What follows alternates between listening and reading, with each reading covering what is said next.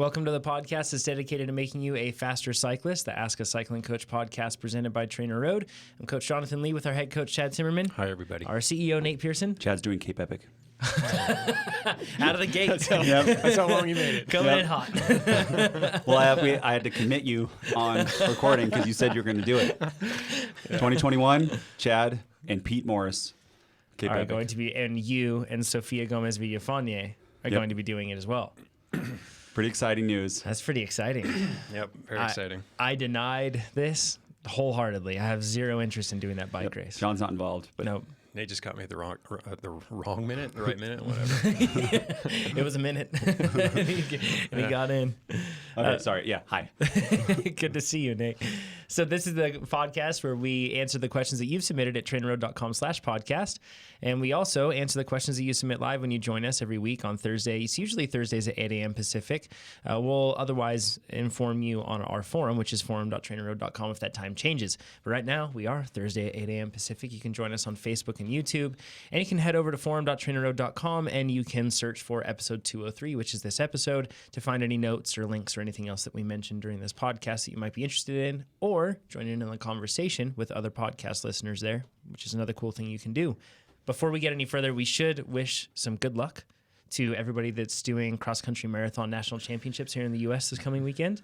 I know that we have Rose Grant, Stan's Pivot team rider and Trainer Road user. She's prepping for it. She's hopefully gets a really good result. She was just on the podcast. Yeah, she just was. A great episode with her. Sonia Looney is also going there to race, and she's feeling ready to go. Also on the podcast. And also Trainer Road user. Pretty awesome. She's actually been following the cross-country marathon specialty plan as she's been prepping for this, which is pretty exciting stuff. Cool. And you have plenty of other people, I'm sure, that are racing it, that are Trainer Road users. So if you're listening to this and you're driving there or something else, good luck. Sonia shared a cool quote with me that I liked, and I'm probably going to screw it up, so forgive me, Sonia. Paraphrase. But yeah, preparation takes anxiety and turns it into excitement. And just remember that. I'm sure that if you've been listening to this, you've been training, you've been preparing, trust in that preparation, and it's just time to execute now. So exciting stuff. And then before we get into the questions, some takeaways. So Nate, you did 4 races in a day? 5. No. 5? 5 in 2 days. 5 in 2 days. Do you want to jump into your racing really quick, and then we can cover some things that I learned on the stage race? We got a lot of videos, so I won't go in the races, but basically the crits, circuit race, these are the basics, right? Yeah, but yeah. everyone needs to know, you need to snap, you want to make separation. Watching some of these videos, you don't snap, you drag a bunch of people along. I need to work on that snap, and I don't. So you're talking about the initial burst in speed when you start something and jump? Yeah, because if you don't get separation, it's really hard. Or you have to surprise people. But if people are riding your wheel, you can't surprise people, which I had, and that's totally a fair tactic. Or you can catch them when they're tired. To catch them when they're tired, yep. Good point. But if they're riding your wheel the whole time, how do you make them tired? Yeah, that's a tough one. Exactly. Got them in a crosswind or something. Yeah. So racing multiple times in a day. I talked to Pete about this. It's really hard, and maybe now I might not do it as much, but one race you always think about the next race, I feel like. Like when you're racing one race, you're like, oh, I got this next race coming up. I'm going to race this a little differently than I would normally because I want to save some energy for this next race. That's a tough mentality. That's a tough mentality. And I think you actually pointed that out when you talked about how, I think it was Keegan in particular at the stage race in Utah. In Utah, where they hold nothing back every day. They completely go for it, completely committed. And that's kind of the same idea. Yeah, I feel like the same. Like, I understand what you mean, though, right? Because you have these other races coming up, and you're thinking, man, I could get more points in these other races, and that would be really good for upgrades, that sort of a thing. So you're kind of thinking, like, should I hold back? But really, to your point, I think that what you're getting at is you should just race every race like it's the only race that day. Yeah, but it's hard mentally when you're signed up for a second one. If you're there just to log, Cat 5 starts. Sure. Yeah. Different, right? Yeah. And also, another good example of this is if it's a very different sort of race, like, for example, you have a good opportunity to win the next race, you think, like, relatively speaking, more than the current one. Yeah, in that case, I'd almost argue why you'd even precede it with a race that's just going to soften you up a bit. Sure. Well, maybe you have a stage race where it's like you have a TT and a crit in the same day, something like that, Sure. But otherwise, in this case, you were kind of racing like the same race, so to speak, and you were just doing it many times. And the final race we had on the day, I was so upset with my performances that I did the CAT 35 plus 1, 2, 3 race. I raced it aggressively. Gotten a lot of breaks, was in a breakaway that was probably going to make it, but I was so tired. I was cramping up. My hands cramped on the handlebars. Oh, To jeez. give you an example of how tired I was, I did like 296 for like 10 or 15 minutes normalized power in the break. Which for you is very low. Yeah, I do like 360 Yeah. for longer, right? Yeah. Right. So it was very, very frustrating. We got caught with about 90 seconds to go. Yeah. And that would have been that's so painful. cool, right? With That's- three of us, the other I know. guys, really strong. Anyways, one last thing. This is a good team tactic that I see. I've seen this in Cat 3 races a lot. In Northern California racers, Mike's Bikes, if people who don't know, it's like a premier Northern California team. I think some of the riders win national champs. They're really good They're riders. very good. Yeah, they got a lot of talent. They have racers in all different categories. They do this tactic in Cat 3, and I don't see other teams counter it. So I'm In gonna talk Cat 3. In Cat 3, yeah. Yeah. So I want to talk about it, and then I want to see, because I think other teams could do this in other areas and, Totally. and do a great job. So what they do is they line up like 2 or 3 riders at the front. They're going tempo, and then what they do is they have that first rider just do kind of like an easy attack off the front. Maybe they let 1 or 2 people go with that rider, and they know they're good. But then they just let the gap open, right? So they're pedaling kind of, they're at the front, right? And they're just letting it open. And they're like high, and the ones that are sitting on the front are like high tempo. So it's not like they're just soft pedaling and people are Yeah, going to they're blow going just around fast enough to give the impression that they're still racing. Yep. Yeah. So, and then if some people go and attack, they will cover depending on who the person is. Yeah. And they do it again and again and again. And it gets if there's a big gap, what will happen too is if you're chasing, they'll get behind you and you'll flip your elbow and they'll come and do tempo again, which is totally legal and totally a good tactic. Yeah. It's up to everyone else to kind of get through there and try to like they're not blocked. The road's, Yeah. 15 riders wide. Right. So they're not really stopping you from doing anything. Yeah. But And- it just and messes other it up. When other teams do it, that tactic is tricky because other teams are going to move to the front. They're just going to pick the pace up higher. But when you have no teams doing anything to counter that, then it's kind of like, well, this is tough. Or you get one person to do it. This happened in our road race too, that I would pull and then I flip my elbow and I look back and there's 3 Mike's Bikes guys lined up behind me. Yeah. And no one else wants to go. Yeah, and at that point, you can't be angry at them. Yeah. No, and even if someone else does want to go, they have to come around 3 riders. So just slotting into a pace line like that is so disruptive and so discouraging. Well, this also makes it so when their riders attack, if you line up all of you in the front and the front guy attacks, then if someone wants to cover that, they have to go by 3 riders. Yeah, exactly. And so they don't have to snap as much, or if they do have a little bit of snap, it becomes a 5 or 6 bike link snap really fast. It's an awesome strategy. It's unusual to see that level of team organization in a Cat 3 race. Yeah. It So how would you counter it, Chad? I wouldn't let them get in front. Anytime I saw a Mike's bike rider sliding through, and I would hope that I had other teammates to rely upon because obviously one person can't do all that work. So it's going to take team organization from other riders. One person, I mean, it depends, I guess, how much clout you have, how much influence you have. You might be able to encourage other riders to, assist you in your efforts, but you have to have some level of organization outside of their team. Another thing I think in this race is a good strategy is if you have one team that's kind of dominant doing that, that you need to get in the breakaway with a rider from that team, because then they'll do the same tactics and you will benefit from those tactics. Oh, yeah. You see, I mean, depending on your level of fitness, you see an early break from a team like Mike's Bikes go up the road. It's in your best interest to give it a shot. Yeah. Oh, yeah. Yeah. I mean, the early break doesn't always work, but in a case with a team the size of Mike's Bikes, it for sure can, especially considering they can counter anything that tries to get across to it. Sometimes I feel like they are half of every field out there. There's a lot of them. Yeah, that's what Yeah, I And heard. they race well, and they're fast. Yeah, they did a great job. So kudos to you guys. I don't even know if they won the race, but just the way they controlled it like that, it was just a great strategy. Like 10 riders? What? No, they did this with like 3 people. Oh, Like okay. Nice. maybe 3 or 4. Sure. Yeah, it one doesn't guy take many. wasn't wearing a Mike's Bikes jersey, but it was on Mike's Bikes team. Ah, That got a all little right. confusing. Someone told me because they did the same strategy and he was a different jersey and he went sneaky. off the front, and I was like, Sneaky, sneaky. yeah, Yeah. because from far away you can't tell, right? Just like, oh, that's a red one and they're blue. Right.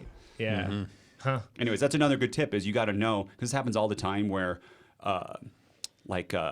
you could be on different teams, but you say, hey, let's ride together today, Yeah. right? I'm going to help you out. Yeah. And if friends know friends and alliances start and they're doing that thing at the front, they get an extra 10 seconds. Yeah. You got to respond. And toward the end of this podcast, we're actually going to address how you would race if you don't have a team or if you don't know the field at all. So we'll get into that. That'll be interesting stuff. Some takeaways that I have from Keegan Swenson, Sophia Gomez Villafania, thank you so much. You're very kind to host me during the Soho Bike Fest, which was a 4-day mountain bike stage race in Midway, Utah. So that's at about 5,700 feet. And I think they'll have a UCI World Cup within the next few years. Like the venue, it's like something you would think that you've seen this on TV, which you have if you watch the 2002 Olympics for Nordic skiing, because that's where they happened. But you'd think that you'd seen this on TV for UCI Mountain Bike World Cup like 1,000 times over when you get there. It just looks exactly like what you would think it would. It's incredible. Like the venue was amazing. The trails were great. You can basically see the entire course from anywhere. It's really, really cool spot. So the first day was a TT, and that TT was not like a flat, long effort. It was like a 10-minute climb, a super fast descent, technical traverse, and then some more climbing, and then a descent to the finish. And it was like 20 minutes long. So you had to be an all-around mountain biker. You couldn't just have power. Then a short track race, then a cross-country Olympic, which is usually around 90 minutes, and then a cross-country marathon, which was just under 40 miles, and I think 7,000 feet of climbing. There's a lot of climbing in that space. So that was the stage race. And in living with them and then also spending time at the other Pro XCTs this year, I've just come up with like a short list of things that I see them do that I think we should do. In other words, the pros. Good. A few things. So first of all, if you don't have a mechanic, so in the Stance Pivot team's case, they have a mechanic. His name's Jerome. He gets their bikes as soon as they are done, basically, and then he just goes over them instantly. He actually like puts his phone away. He asks that nobody bothers him. He's just in the zone, and he just focuses and gets everything done. Something else is pretty cool. They have a whiteboard, and they have like all their settings written down, and it's up to everybody to write their settings down or communicate them to the mechanic, and he just works off of that, right? So like super clean. That's luxury. Oh yeah, it's awesome. I mean, when you're a pro team, you got to do it, right? But if you don't have a mechanic, when you get done with these stage races, when you get done with the stage, first thing you should be doing is thinking, I need to get home, recover, and wash my bike. And it's hard because washing your bike isn't recovering. But you should go over that bike in detail every single time because things happen. You might notice that a leak developed in a brake line or a crack. Before you're relaxing. That's the key. Exactly right. Yeah, before you relax. Just get it done. So get it clean and get everything ready for tomorrow so that you don't have to touch a single thing on your bike. You just race the next day. And it's tempting to just recover and relax, but then you're going to have this anxiety and this thing sitting over your head. That's a good point. Because you'll be like, I need to get up eventually and work on this bike. You can't truly relax until you've done these things. Exactly right. That's a good pro tip for just about anything in life. Totally. Right? You got to do your dishes, do the dirty dishes first. Yeah, before you relax. And the other part of that too is if you find yourself like we were in Heber City or Midway, Utah, not a ton of bike shops up there, but I went to Slim and Nobby's. They were really nice. And I had to go there to go get parts one day because I crashed and broke a bunch of stuff on my bike. So if I had delayed it all, then I would have missed that time because they were races later in the evening, and then I would have been done for the next day. So it's an important thing. Everything is prepped the night before too. So they have like their bottles, they have their kit, they have the numbers pinned, everything else. Everything is done the night before, even though we were racing at 6 p.m., right? It was just done. So then that way, once again, the work was done and then you could move forward. If you don't have a washing machine, which we did in this case, which was nice, but if you don't have a washing machine, then wash your kits in the sink, just get some detergent. And then a great way to dry them out is to wring out your kit as much as possible, but then lay out a towel and then put your kit on top of that and then roll it up extremely tight, like you're rolling up a tent kind of. And when you roll it up in that towel extremely tight, stand on it once you've rolled it all up.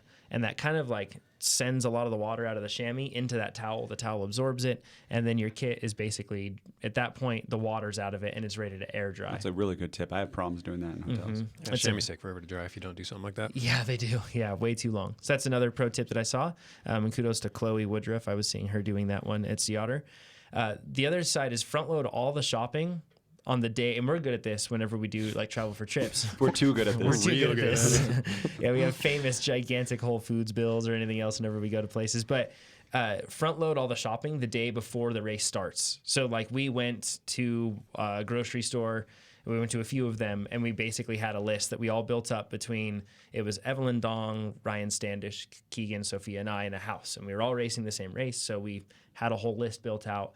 We communicated on that list, got it all done. So then we didn't have to go to the store.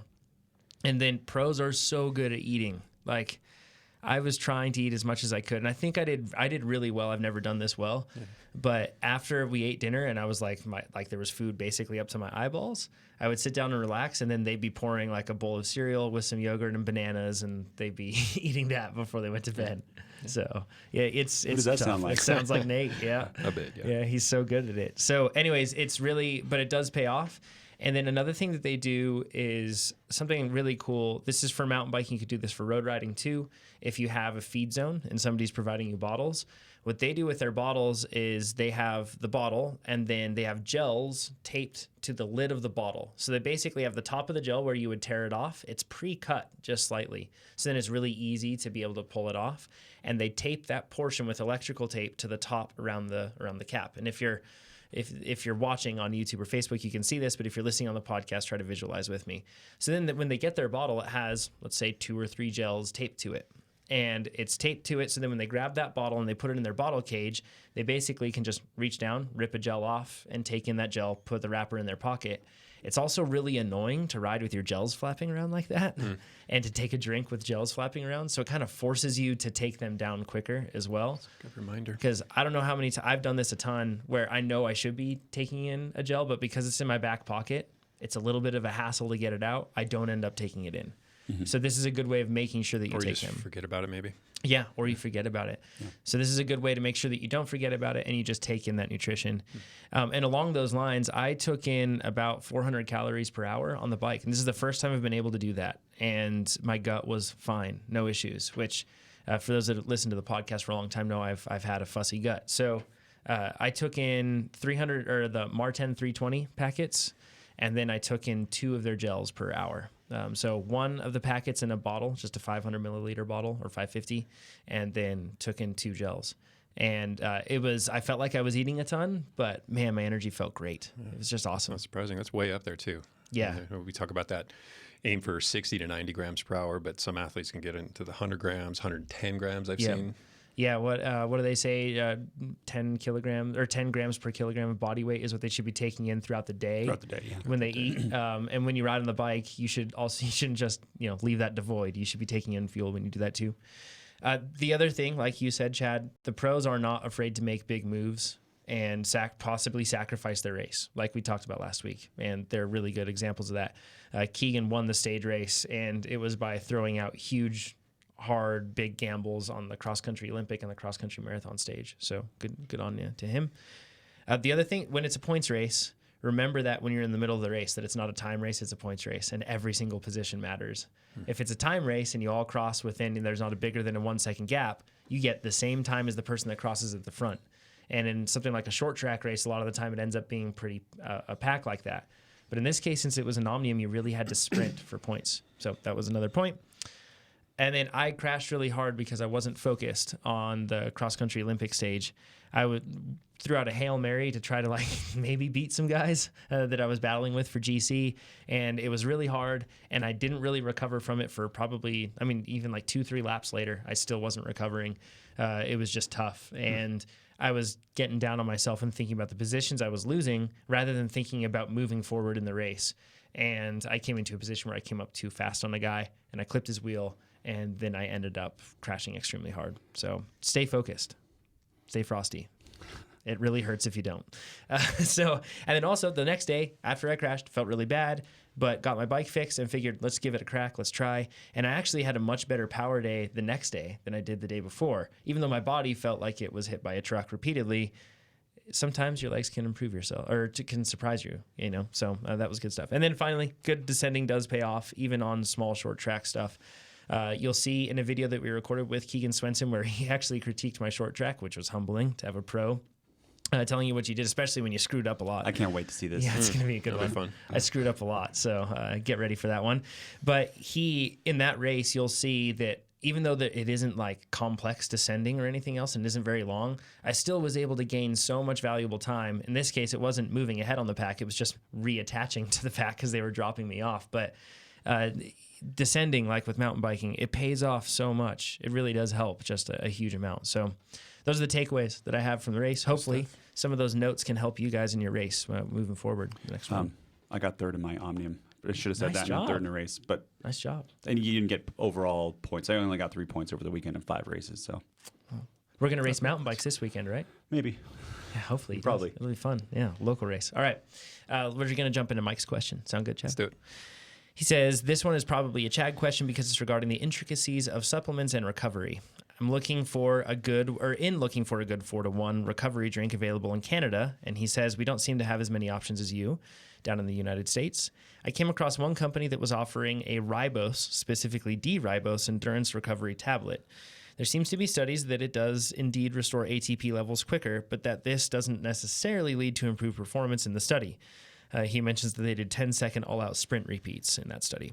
Is there any merit to supplementing with Ribose? I'm curious to hear your thoughts on this. Thanks for the excellent training tool, and keep it up. Okay. Not necessarily, not performance related anyway, is the gist of what I'm about to detail for you. So when you talk ATP, which is the energy currency of our cells, right? And we're most concerned with our muscle cells. It's composed of basically 3 constituents. It's an adenosine, which is the nitrogen base, the ribose, which is just a 5-carbon sugar, and then some phosphate groups. And it's those phosphate bonds that we break them and then rebuild them, break them and rebuild them. It's the energy release and then the energy and then the restoration of that energy. So basically, we just cycle ATP. And then the ribose or D-ribose specifically is just a component of ATP. So that's the gist of it. I mean, there are a million ways to restore ATP. Supplementing with ribose sounds good, probably looks good on a label. I'm not entirely sure it's all that beneficial. And the studies that I found, in terms of performance, that is, the studies I found did say that there is some improved heart function in patients with low blood flow. So it's not without its merit outside of the performance realm. Purportedly improvement in fitness, but they're always low fitness subjects and low VO2 max subjects. It's very different. They're low hanging fruit, really. Yeah. There's purportedly positive impact on certain diseases like fibromyalgia, chronic fatigue syndrome, but those studies in particular didn't use placebo groups, so it's kind of iffy whether or not that's accurate. Might improve muscle function and ATP replenishment in a couple specific muscle disorders. I won't even bother you with what they are because I haven't even heard of them. It's not to say that it's not useful in that context, though. And then the study that I think Mike's referring to is they talked about improvement in mean and peak power output. But again, this was in a low VO2 max group. We're talking, I think, like 45 mils per kg per minute. So low fitness people. They did daily sprints, I think, for 7 days, a couple times a day. And then one group supplemented with the D-ribose supplementation. The other group did a placebo. And then at the end of it, they did another round of sprints. And basically, the ribose supplemented group did restore ATP faster. So that part is accurate, but there was no change in performance. Both groups performed the same. Why would that be? That doesn't make sense. Just because the energy replenished faster doesn't mean there's necessarily more of it on board. There are a number of ways to replenish it, and maybe it wasn't the limiter. Yeah, it just wasn't what was holding them back. They weren't depleting ATP or running it way down. So yeah, I'm going to say no, and I'm going to say it's just a marketing ploy. More research needed. Yeah, or if there's something there, they need to research it in a more effective manner. This kind of brings up because a lot of the time, and I don't think that in this case they're trying to market a magic pill, so to speak, or anything, but not necessarily. It certainly happens in our space, for athletes. Well, there's a lot of the same product. If you can differentiate yourself in any way, even a small way, even if it's just something that catches someone's eye on a label and they buy your product, that's a win. Yeah. So I think this is, clearly, Chad's done some research on this sort of a thing, but it's nothing that that all of us can't do as well if we find something and we have questions about it. I feel like we should look into things. This was just me and the Google. Yeah. So I feel like we should look into these sort of things instead of just taking it on, the marketer's word, so to speak. We should actually look and find the science behind it. It's a kind of a good rule of thumb, I reckon. Especially if you're a competitive athlete that's dealing with possible doping issues and all that, you really have to make sure you look into these things. For sure.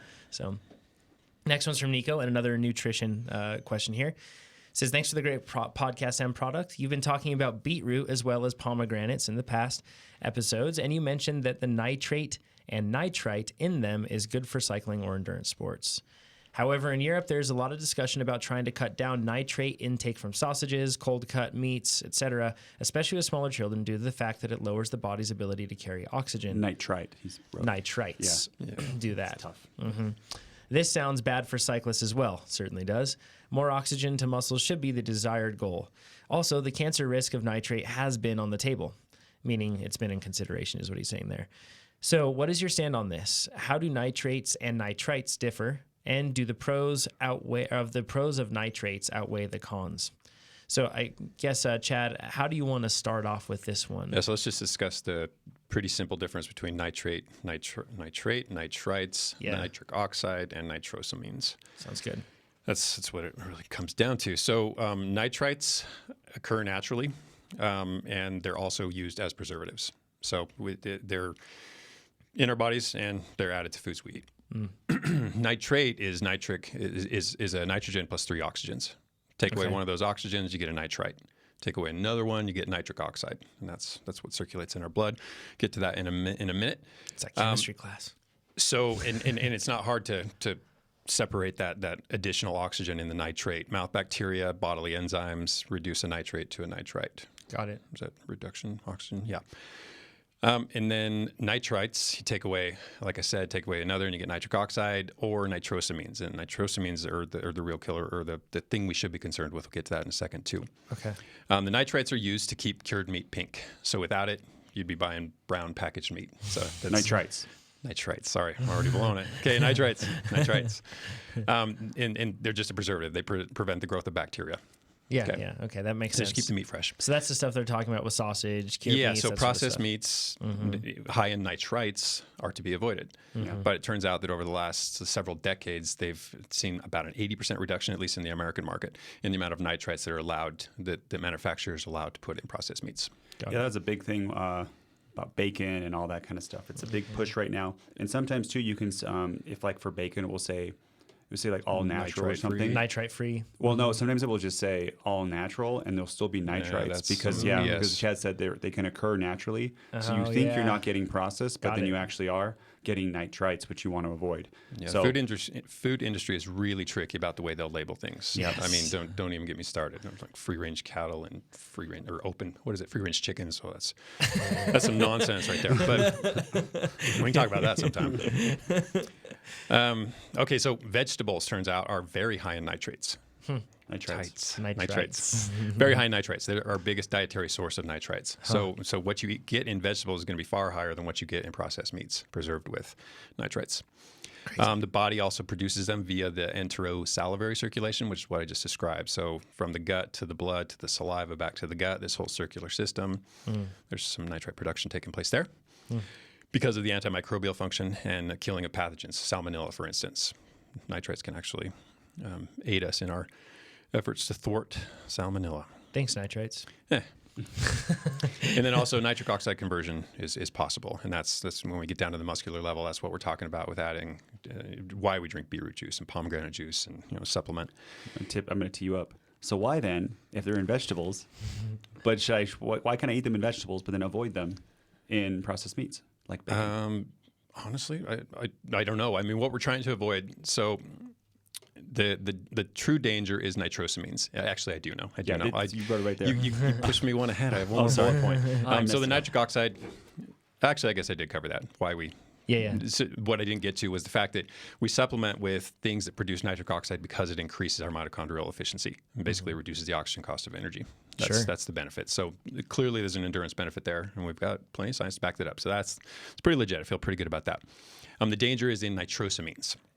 Okay, so nitrates in high heat plus amino acids can produce nitrosamines, and nitrosamines are carcinogenic. So that's really the combination. So you have the nitrates or the nitrites in the meat as a preservative, and then you add high heat, and it's meat. So obviously there are amino acids present. This is where the harmful nature of nitrites rears its head. So when you have nitrates in vegetables and they don't have the high heat, they don't have amino acids, that sort of a thing. Yes. Then that's why it's not as bad for us. There are a couple ways to avoid it. So vitamin C inhibits nitrosamine function, or formation, which is why meat manufacturers, not only do they have to limit the amount of nitrites that are used in meat as a preservative, but they also have to add vitamin C.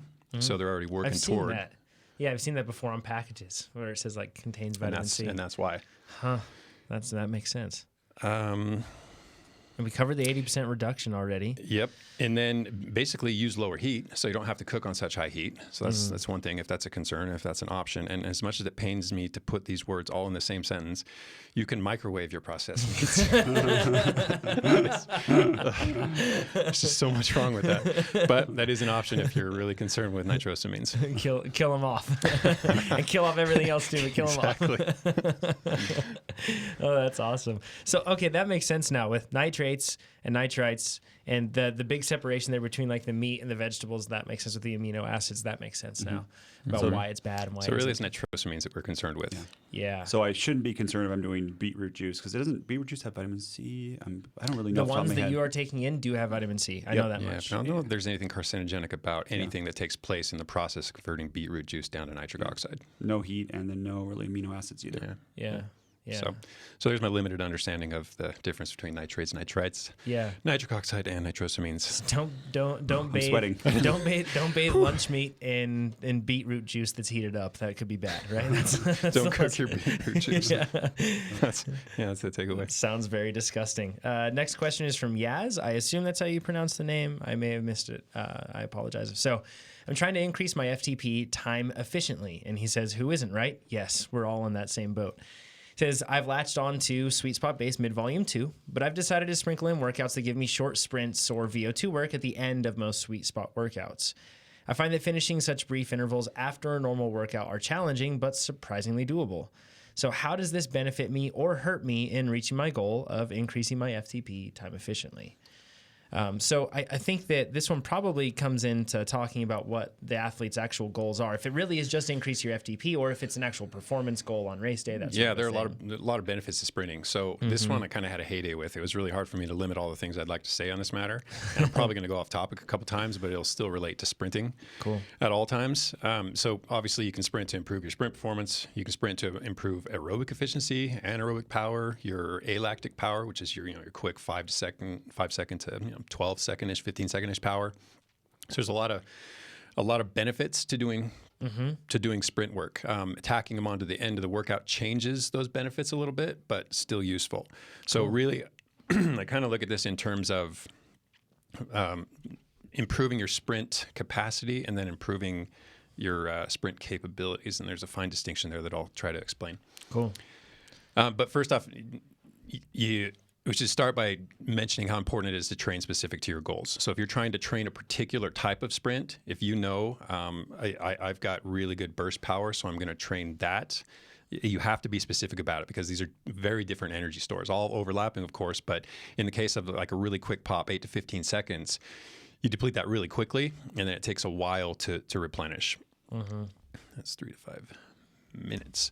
35 minutes. Yeah, so it's 3 to 5 minutes to fully replenish that, and it takes pretty much full recovery too. So if you're doing any level of work, it's going to replenish at a much slower rate. Can I share an anecdote with this really quick?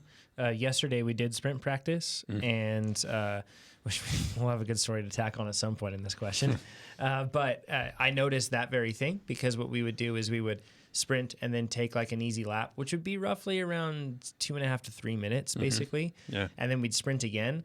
But I noticed that when we did that versus I was gapping them out by more than that easy lap, I did start to see things decline more rapidly. If you want to restore your pop, you're going to have to take a good 3, 5, even 10 minutes to fully get it back, depending on the rate of effort you're putting out or the amount of effort. Yep. Okay, so those are the short pop sprints. Then if you grow your sprint slightly longer, the burden starts to shift more anaerobically. Makes sense. So obviously, I mean, that energy only lasts up to about 15 seconds. That's the high end of it. So then it starts to become anaerobic. You're still working, not relying on oxygen too heavily. There is some in there, of course. All three are going all at once, all the time. And then any longer than that, once you verge onto a little over a minute, so minute 15 seems to be about where there's a pretty even contribution from aerobic resources and anaerobic resources. So extend it out longer than that, and it's going to become increasingly aerobic and obviously lower in power. If you think about that, 1 minute, 15 second sprint, basically a maximal effort. Yeah. You're starting to go pretty slow if you're like really doing a sprint right at that point. And it makes sense when you look at the energy system utilization here and how it trades off. So, and then interestingly, it's worth bringing up that if you do intermittent sprints, they become increasingly aerobic too. So they can be these short little 15-second pops, but if you're only recovering for 10 or 15 seconds or even 30 seconds in between them, the next one you do is going to be more aerobic because the anaerobic resources are dwindling and not replenishing. Yes. So the intermittent training is its own animal. So this is why you see like in mountain bike races or cross races or criteriums or something that's like surgy, even a sprint triathlon, I guess could be like this, but in these short hard effort races that have these short hard efforts, if you don't have a whole lot of aerobic fitness that you've built up, you'll see your performance, those spikes are going to get a lot lower. Yeah. But a person with higher aerobic fitness, so even a sprinter can carry, they need aerobic fitness. Like, you'll see their spikes, they have good aerobic fitness, you'll see their highs will maintain the high level the whole race through or toward the end of the race. Yeah. Good aerobic fitness will be able to hide really well. And even then, you're going to have a certain level of anaerobic or aerobic fitness just to hang in there. Yep. Yeah. So it's kind of counterintuitive to a lot of people, I think, because they think, oh, sprinting, it's anaerobic. It's very hard. And the sprinting part of it largely is, but you got to get to the sprint. Yes. And if you're going to repeatedly sprint, you're going to have some aerobic backup. Yes, exactly right. Yep. You have to rely on the reserves. Were you going to ask a question? I was just going to say I will now. When it says the longer of 75 seconds, half of that is aerobic. This is why at the beginning of your time trial, the first minute feels amazing because your aerobic system's not really even going all the way yet, right? It's still anaerobic, and this what happens over and over to people. That happened to you before. Your 400 watts feels pretty easy because it's like 400 watts feels great today. Maybe I can do that. You can do about 30 seconds. You can do 400 watts for 30 seconds, no problem, before it even starts to burn, and you haven't really done anything yet, so you're not even breathing hard. You're like, this is amazing. Yeah. But then at a minute, and then at 2 minutes, I think that's real kind of 2 minutes is when you said, this is a bad choice. I made a terrible mistake. Yeah, that's where you back way off, or you just gradually deteriorate over the entire remainder of whatever it's event. So much easier to do the opposite. It really is. To start out just a little bit low and then go up. Oh, it really it's so is. hard to do. Yeah, exactly right. You almost have to tell yourself that first minute isn't going to hurt, kind of no matter what. Yeah, it's not going to hurt. Like, it's not going to hurt. Amazing. You just have to be smart, right? Yeah. So, yeah. Okay, so this is where I kind of diverge from what Jazz is asking, and we're just going to talk sprints for a few minutes. Cool. So just how to improve your sprint, how to get good at your sprint on the conditioning side of things. So I see this in terms of the foundational work, or really the basic capabilities that you have to have in line, and then later the application or putting it into practice. So in terms of foundation, it's really comes down to force and form. You got to be able to generate a lot of force, and you got to be able to do it with some level of coordination. Got to make it pretty. So the ability to recruit muscle fibers is what's at play here, and that's tough to do if you're tired. So tacking them onto the end of your workout in this case isn't the best way to address simply improving your force application or basically your sprint power, your sprint strength. Yeah, that makes sense, right? Like if you're trying to really raise your limits or your ability to be able to sprint and hit a peak power for 1 second, 5 seconds, 10 seconds, that sort of fresh thing. Muscles. Yeah, you really want to be fresh. Fresh muscles and a lack of central limitations. So you can't have your brain saying, "No, we've already done too much work. I'm gonna rein you in a bit." Yeah. On the other side, of course, and we'll get into this, but there's something to be said for sprinting fatigued. But we're really focusing in this case, if you really want to raise your power and your ability to sprint powerfully, that sort of thing, you want to be fresh. Yep. So. And then just there are a lot of ways to improve your strength and your sprint strength in particular. And it doesn't have to be done on the bike, but there are a lot of ways to do it on the bike too. So plyometric exercises are a great way. Heavy strength work is a great way. And then of course sprint drills. You can do uphill sprints. You can do stomps where you put it in a huge gear and just wind it up from 50 RPM to 90 RPM and then call it good. And you can do jumps at speed, which Nate has pointed out a really cool video on Slack yesterday that I've linked to here, so Ian can include that in the show notes, which is an awesome jump. I mean, the guy's already going very fast. His lead out's working at like 1,500 watts or something, and then this guy goes around him like he's standing still. It's amazing. It's pretty nuts.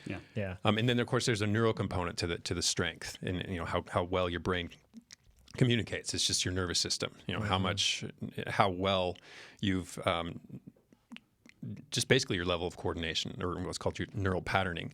And this brings me to a point that I've made a few times where, we talk about practice makes perfect. Practice does not make perfect. All it does is ingrains habits. Yeah. Perfect practice makes perfect.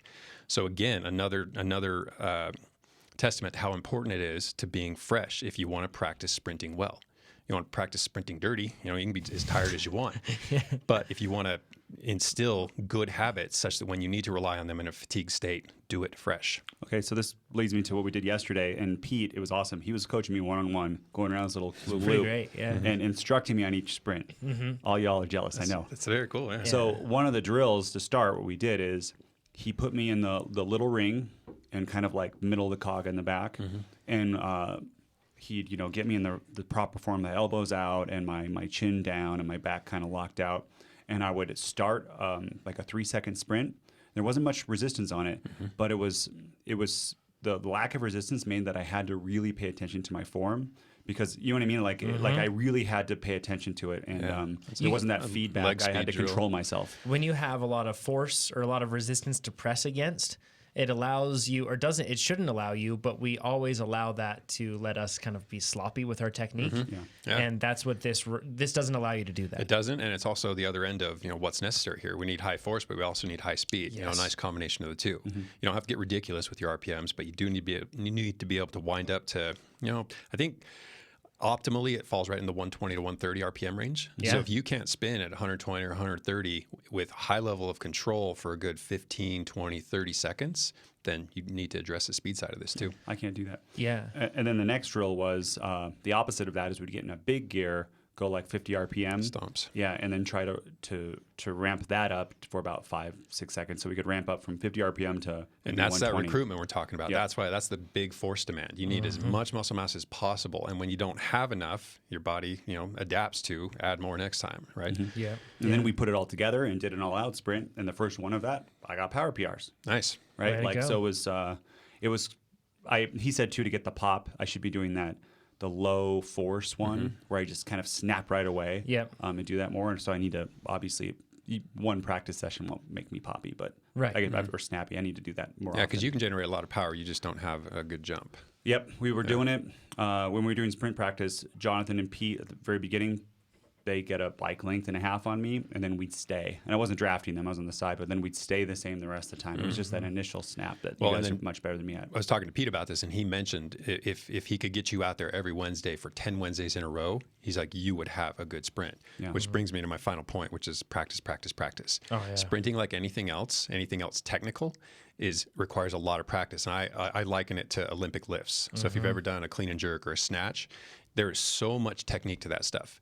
I mean, you got guys who have just flawless technique, not a ton of body weight, and they can move some weight. And you get big, strong guys who have no technique, and they can't do a dang thing. Yep. Yeah. That's totally like sprinting on the bike. It is. Absolutely. So much technique. Yeah. A realization that I More had than yesterday. people realize. Yeah, when we were sprinting, and I found myself. So I started off with and whenever I do a sprint workout like that, like I'm outside working on it, I always start with the high cadence, low force ones. So I'm in that low gear, right? Yeah. I always start off with those to try to get the technique into place before I move into the heavy ones, and then like the same process: light, then heavy, then just a proper sprint. And when I got into those proper sprints, because I haven't done sprint practice in a long time, I found myself doing something that I feel like a lot of people probably do, and maybe you're not thinking of it, or maybe you have thought of it, but it's a good thing to take note of. When we sprint, a lot of the time we get so caught up in the force creation that we forget about the speed. Yeah. And Yes, see that a lot. And you don't even You hear it too. Yeah. You just hear them coming up. Whoop, whoop, whoop, whoop, and they roll by you about 2 miles an hour, then you're moving. And there's two things that happen. So you start in too heavy of a gear, and then you feel that force, so you just focus on the force, and you kind of forget about the speed. And what I see, the danger thereafter is that you end up then getting them up to speed, and you feel like, okay, well, the force part's gone. I need to shift again to feel that force because I feel like I'm pushing against something and making progress. But if I looked at yesterday's sprints, the ones where I had higher RPMs, relatively speaking, obviously the really fast just drills on themselves, they were an outlier. But the sprints where I had higher RPMs, I created the most power yesterday when I had more speed. Well, and that's yet another thing to practice is being able to shift in a sprint, shift under heavy load, Yes. which you're not going to, it's rare that you're going to have one gear that's going to get you from the start of your sprint to the end of your sprint. Yeah, it'd have to be a really short sprint or something where like it's ramping up in gradient, something like that. With a super good lead out where you do all your shifting just prior to your last 10-second jump in a single gear. And the interesting part about this is that I started to get to the point where, and this is something I've reminded myself of in the past, but when I'm sprinting, I'm thinking with my head and hopefully sending the right signals through the body to not just press hard, but turn those things over quickly. And even when you're in a lower gear, that helps me. I feel like I'm more productive at actually putting out power rather than just pressing down really hard. Because the goal isn't to press really hard. The goal is to go faster on your bike. I'm curious to see too, if you look at your race file or your ride files afterwards, see what your RPM falls at when you're generating your best numbers. It was about 120 RPM. Yeah, it's Not me. Yeah. You're both looking at me, but I feel like I need to shift more, which was my question. Which I would agree, looking at your sprints yesterday, I would agree with that. Yeah, they're pretty stompy. How did you see? Mashing. Pete showed me one. Oh, there's a video. Well, that was just a short one. That was the low power one. That was in this little ring. Yeah. Was it? Yeah. From behind you? Yeah. Yeah, Oh, okay. Pete was in the middle of the sprints on the other one. Yeah. Gotcha. So if you are sprinting, how do you guys put your wrists so you can shift See, that's sprint without sprint shifters? That's why I'm kind of bummed with electronic shifting, because SRAM, old SRAM red, Yeah. you could grab that little sprint shifter and hold it tight to the bar, and you Yeah. basically just kick your wrist. The design is Well, you can Yeah. put a blip in genius. Now on with- electronics, so you can put it Yeah. anywhere you want. Yeah. I know there are blips. I'm just not a big electronic guy. Yeah, so You're so old. I have my hands in position so that they are ready to. All I have to do is just move that finger and hit. Yeah. So my hands are there when I sprint. So that's how I don't know Yeah, if that you answers can the question. create most of the grip you're gonna need and still keep your index finger free to shift. And I mean, with mountain biking, I'm never riding with my index finger on my grips. It's always on my levers. And with motocross, it's always been. So maybe it's just like a thing that I'm used to. But my index finger is not tucked in unless I'm not shifting at all. I guess My hands go so low that I can't touch the.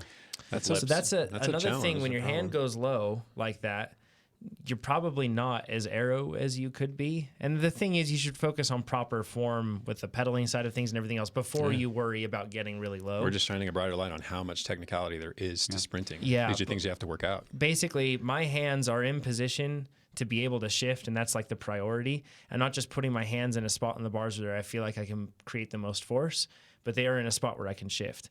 And that's probably why my arms are ridiculously bruised and swollen from Specialized. You need to fix your bars; they have terrible ergos.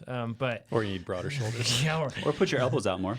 well, there's something to be said for not putting your elbows out more and just having a strong. You can still have that strong circle of power without putting your elbows out. You're just creating drag if that's the case. So, but when you're tucked in underneath to be able to shift, and where you're at there, it's just not it's not a great spot. But for your wrists, I should say. But I feel like you have to have your hands in that position where they can hit the shifters. If you're not, I would say your hands are in the wrong spot. This is why today I'm getting sprint shifters installed on my bike.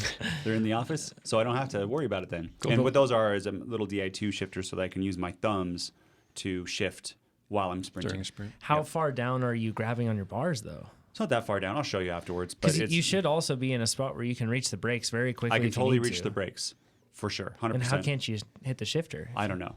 I can't. All right, I feel like this is a discussion for another time. I can show you later. Okay, so let's bring it back around to what Jazz is asking, and so we talk foundation. Let's talk application now. So basically, you're trying to confirm your sprint technique in a fatigued state. He wants to know, or that's not exactly what he's after, but by tacking sprints onto the end of a long workout, that is one benefit you get. You see, do I have enough ingrained technique to actually be able to muster a good sprint, even though I'm really tired? Yeah.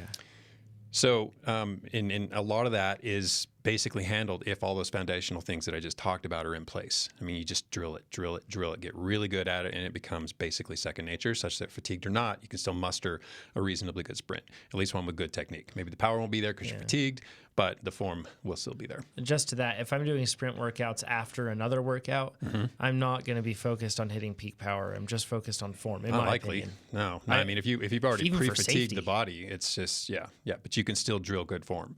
Yes. Which is why, being tired is never an excuse for bad form. I've said that a number of ways. And it peppers the workout text. Yeah, no doubt. And then, so really then it's just, not just, but then it comes down to a matter of preserving energy. So, whether you have a lead out, or whether it's just maintaining position, finding a good wheel, and then a fair amount of patience. So, I mean, start your sprint too early. I mean, if you know how long you can go and you've sussed out or reconned the course such that you've signed a landmark and you know exactly when you're going to go, depending on whatever, it might actually play out. So that is a possibility. And then there is some benefit to the end of workout sprints in terms of cell signaling. Because, for instance, if you do a long fatiguing ride, you get one type of signaling that inspires mitochondrial biogenesis, so improvements in your aerobic capacity. And you do that through the calcium signaling mechanism. If you do it by depleting energy really quickly, you do it through the AMPK method. So it's just another avenue to foster the same signals that inspire that mitochondrial biogenesis.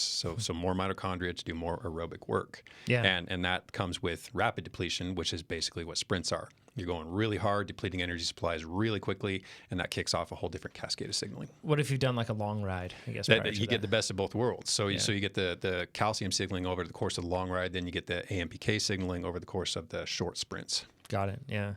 I guess in the end, you just really have to consider the impact too. So getting back to the root of the question, if you are doing workouts and then you're tacking on sprints, if it's not affecting future workouts, that's fine. Yeah. But I'd also argue that if the workouts are really demanding, the sprint workouts that you're doing, and it's not compromising future workouts, you may find yourself in a position where you might need to reassess, or maybe it's too low of training volume, something like that too. Because I know I would not consider doing them regularly after rides. It would be something irregular, you know. Yes, I mean, any workout infrequent, modifications that fly in the face of your goals are to be avoided. So if you can tack these on and they're not, coming at the detriment of later rides, races, workouts, then I think it's a great idea for a number of reasons. Final 2 points I want to make on this one. The video that you were talking about was Justin Williams, current national champion. Nice job, Justin. Ridiculous. Amazing power. He and his team, the Legion LA team, which is pretty cool. But then outside of this too, yesterday when we were sprinting, Pete snapped his chain at like 1,800 watts. As Wahoo said, 1884. Yeah. Ultegra chain, not the quick link either. Quick Just the link didn't middle of the snap, chain. Just the middle of the chain. Which is so irking. Yeah.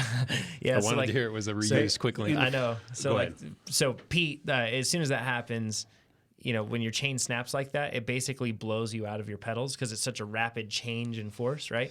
And so he blew out of the pedals, somehow stayed up. It was pretty terrifying. Feet dragging all over the pavement. It was right in front of me. Yeah.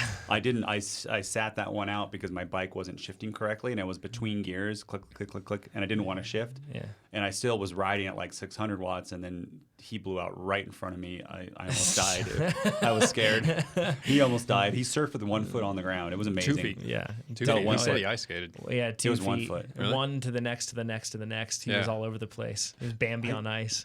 So he ended up, so he snapped a chain. So that's the other thing I want to talk about with this is that, if you're like Pete and you're putting out 1,800 watts, that's one thing. That's a lot of force, but this is something that is like inherently dangerous. And by no means are we just like telling you, all of you guys, to go out and to sprint as hard as you possibly can. You have to keep that in mind. And this is a spot where if you have reused a quick link and you go out to do sprint practice, and I know the manufacturers say go ahead and use them, but I've had 4 of them break on me, so I don't ever want to do that again.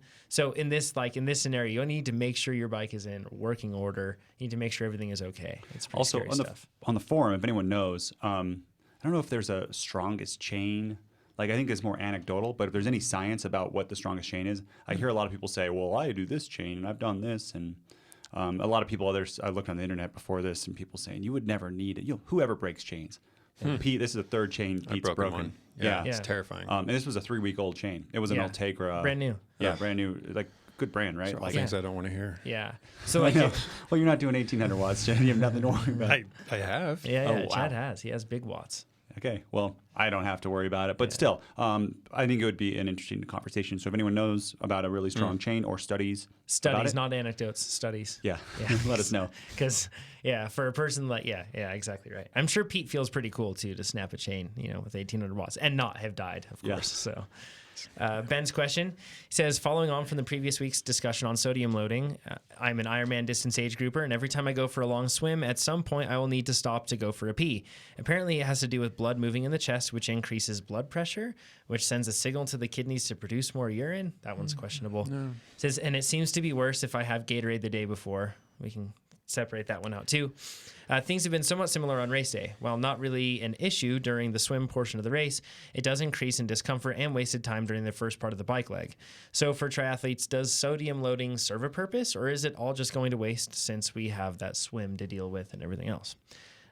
So he also says, not saying to start the race dehydrated, but thanks in advance from Ben.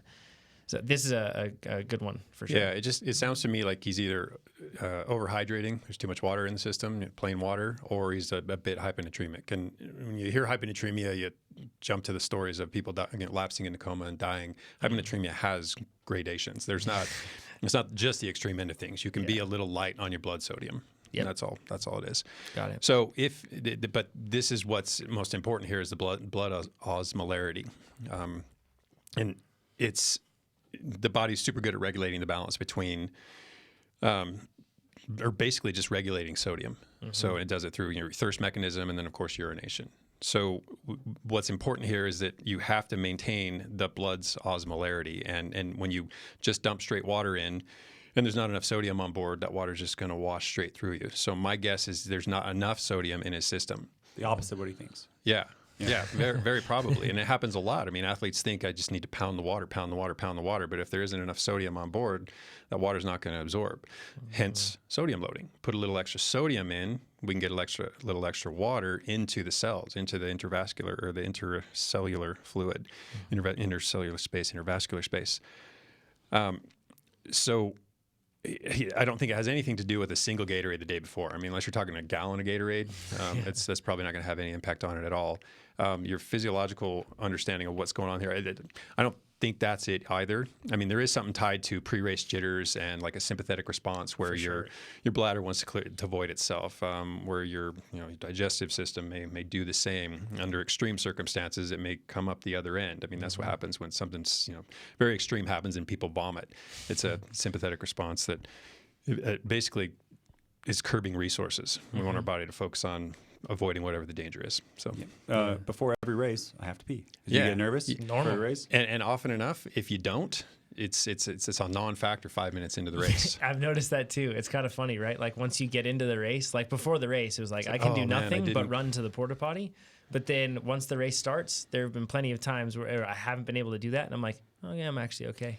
The Ironman races before the swim, and you're all like standing in the water. Half those people are peeing just waiting there because they're like, everyone's scared. If you're not scared of an Ironman, well, that's like one thing, and they're probably coming into it with a ton of excess water in their system, not excess plasma volume, excess water, just straight water. And I would argue too, you're gonna need to go to the bathroom, or I would advocate to go to the bathroom at least once over your 15-hour Ironman. Like you can think of like during the day. Yeah. Like I mean, unless you just nail your hydration, your sodium balance the entire time, which I don't know. Maybe that's realistic. Yeah, I think you'd still have to go. Yeah, pros do it on the bike.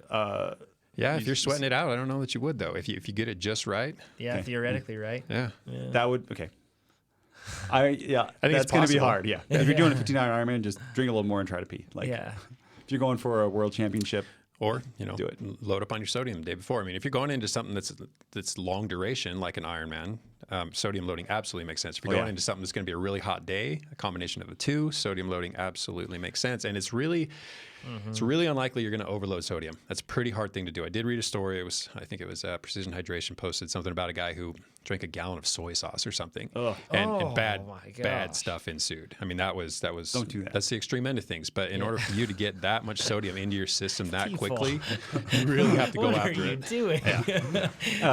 We've said this before, but I think an Ironman is like one of the best things to sodium load for, because that first hour of the swim, you're not drinking anything at all, and then you get on the bike, like you're already starting an hour of working pretty hard, and you think that you're not sweating. You're sweating when you're in the water. You got that wetsuit on. A lot of Ironmans are warm. Every extra little bit of blood plasma that you can force into that system, into your circulatory system, the better off you're going to be in a situation like that. Yeah, and just thinking of the run too. I mean, you slow down, you don't have that wind going over you possibly that you did on the bike. You're really going to start sweating at that point, and it's just really, you really have to make sure. And hopefully you've done some, heat acclimation or acclimatization, even if you can get there early enough. Yeah. Such that one of the responses to that process is that you shed less electrolytes through your sweat. Right. So in that case, sodium loading is still a factor, but maybe not as much of a factor. Yeah. So this is weird for me to say, but Ben, you might be overthinking it. You're peeing at the beginning of a race. This is weird for me to say. It is. Yeah. You pee at the beginning of a race. Yeah. Yep. We all do. Yeah. You're like into Right. it. I wouldn't worry about anything else. Yeah. And if anything, probably the recommendation is more sodium for an Ironman. There is a balance to be struck there. I've done some long events where I haven't peed at all, but I've also done some long events where I was crippled with cramps. So I'm not the best example of this. It's so much easier. It's like insurance, right? Oh, yeah. You pay for 30-second stop. That's it, Yeah. right? To have a better race. Yeah. And then when it comes to sodium loading, that's an easy get too. I mean, why not? Yeah. Sodium load the day prior, sodium load the morning of, and then stay on top of your sodium intake over the course. And then, of course, post is an issue as well. Yeah. Daniel says, I've set out my winter in Australia, he says, winter training plan using your calendar. I want to double down this year and increase my load from mid-volume, which I've trained with for a few years and have managed recovery okay. But I know high volume might be too much for me. I've ended up, which actually this is really common. I see a lot of people thinking that they're in between volumes, right? I've ended up modifying the high volume plan by removing the Friday low intensity session. Forgive me. I've noticed that the 6-week TSS average at the end of build and specialty are lower than at the end of both base blocks. I had always thought TSS should be higher coming into race form. So in his mind, TSS just, he thought that it should be ramping up all the way until your race. He says, is it a case of not all TSS being created equal and something to do with more higher intensity intervals as you get closer to that race? Yeah. Thank you very much. Yeah, TSS could ramp all the way to your event if you were just doing the same thing. If you're just doing endurance riding, if you're just doing sweet spot work, then you could probably figure out a ramp rate that would take you right up to your event, taper a week prior, and then call it good. But just about all of our training plans, except for maybe traditional base, are varied. They're highly varied. So this is when we have to start looking at TSS as a measure of fitness, because that's not what it is.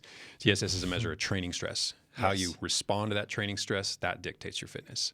Yeah. So, I mean, the man himself, the guy who created TSS, has said, very specifically that TSS, CTL, whatever, is not fitness. Yeah. It's just a measure of a training load, and it's very useful in that context. But people try to misuse it, and that's where the confusion enters into the picture. Yes.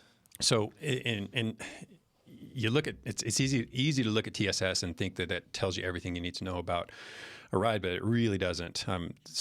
We've talked a number of times about how all TSS is not created equal, and there are a lot of ways that statement makes sense. And one of them, just a couple examples. If you consider a 5-hour ride and you stay at 60% of TSS all 5 hours, FTP, I mean, you just nail it. 60% FTP. We're talking 36 TSS an hour. Okay, you're just steadily right there. That first hour is not the same as that fifth hour. So this is an opportunity for people to start differentiating between stress and strain. So training stress is one thing. That's what you inflict on your body. Strain is how your body's absorbing that stress, how it's reacting to it, or not absorbing in the case of overdoing it. So, I mean, hours 1 and 2 are different. Hours 3 and 1 are different. 5, by the time you get to 5, the amount of strain your body's under is very different from that first fresh hour. So same TSS, but very different strain. Same stress, I could say. Very different strain. And then you can do, like, another example would be doing the same workout every day. So say something like Spanish needle, which is a really extreme workout. Yeah, it'd be a demanding workout. Yeah, is what we're talking and it's about. really hard. But on Monday, when you're fresh off of a weekend's recovery, say, no problem, you get through it. The next day gets a little tougher. The next day gets a little tougher. Do it that 5th day if you can make it through it. On that 4th and 5th day, still the same stress, still the same training loads, still the same TSS, but very different strain on your body. Right. So you can't simply look at TSS as the be-all, end-all, and escalating TSS is the only way to get fitter. Yeah, it's a great indication for what it is, right? The amount of training stress that you're dosing your body with. Yeah, but even then, you have to look at the composition. Exactly of it. right. So, I mean, if this type of training you're doing is the same every day, then you can really rely heavily on TSS. But if you're mixing the composition of that training at all, you can't just look at the TSS. You got to look at the intensity. You got to look at the train. You got the strain. You got to look at your response to it. You got to consider all the other things that are going on. Yep. So it is useful in that it allows us to track our training load. We get to see, I did 500 this week, I did 600 this week, I did 650 this week, and I'm starting to break down. And you have to start looking at the composition. You have to start looking at all those other factors I just named. So it's never just as simple as escalating TSS. Year-over-year comparisons are really useful too. Last year when I was doing 600 TSS weeks during the base period, I was flying. Everything was going well. So this year I'm going to try for 650. That assumes all other things are equal. You didn't just have a child and you're sleeping 3 hours a night. You're not under a lot of stress at work. You haven't added strength training to the mix, et cetera. All these things. Right. And then, of course, you can't escalate TSS forever. So we can't just keep on piling on the stress and keep expecting our body to respond. Again, it's about how you respond to the training stress. Yeah, that's not just how you measure it. So how about periodizing things like with the plans, I guess, looking at it from this perspective with TSS? Yeah, so the base period, I mean, all the phases have different aims. Right. And the base period is, establishing basic components of fitness. And it's the gentlest of the three phases, right? So that's the phase where we can really jack up gentle? the TSS by comparison. Yeah, I mean, this is relative. Yeah. But once you get in the build phase, we're starting to specialize a little bit more, which means harder training challenges, which equates to higher strain workouts. So we've lifted the strain. So there has to be a compensation somewhere. So even though the training stress is falling, the strain is on the rise. We're trying to tailor your fitness to the more specific types of fitness you'll need for your events. Yeah. And then especially even more so. That's where your fitness is peaked, and we're really just trying to sharpen particular types of fitness that will make you the best type of racer or athlete in whatever discipline it is. And these are the very high strain workouts. So again, training load may fall a bit, but the strain is still on the way up. Yeah, in other words, these plans are designed for performance goals, not just TSS. Exactly. So stop focusing so much on TSS, and as always, look at your performance. How does your TSS relate to your performance? Is your performance doing what you want it to do? Okay, then you can start looking at... You see this all the time. Is your goal to have the highest TSS? Yeah.